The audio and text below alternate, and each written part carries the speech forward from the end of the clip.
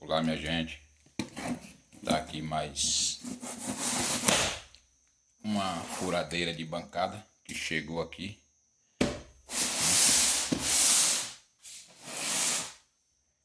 Comprei aqui da loja do mecânico, né?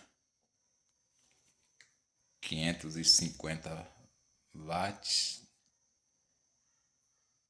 3/4 de HP, 5/8 polegada, né?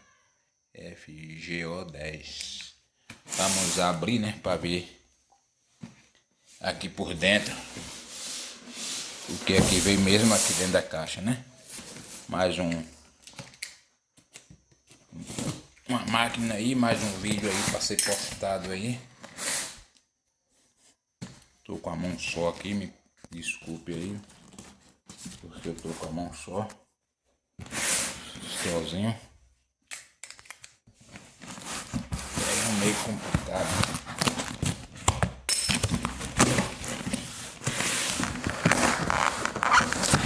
Eita.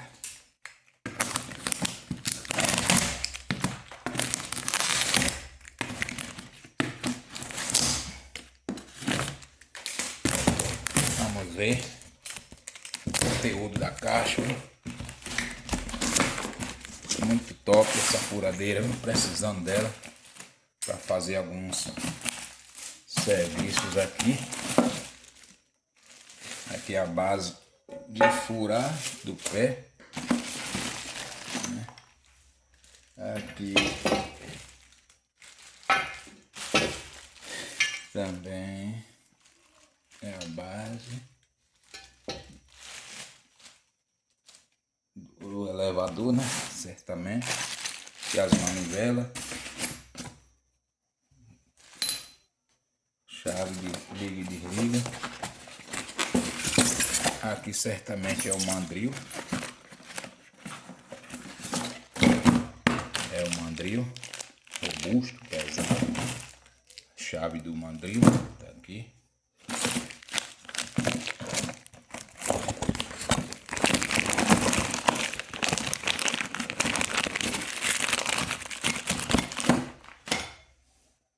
Aqui o elevador, tá onde você suspende para fazer a furação. Aqui é a base do pé da furadeira, no ferro fundido.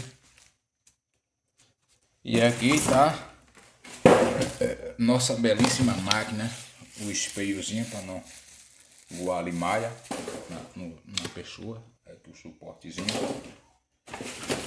o espelhozinho da frente para não acrílico, para não voar limalha, o suportezinho.